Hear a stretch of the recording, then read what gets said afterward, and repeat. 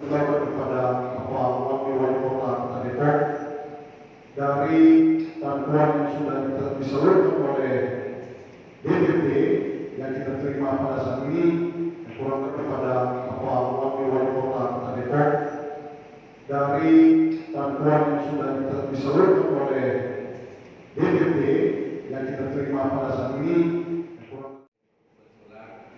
Kita orang-orang beriman meyakini bahwa ini adalah rencana Tuhan.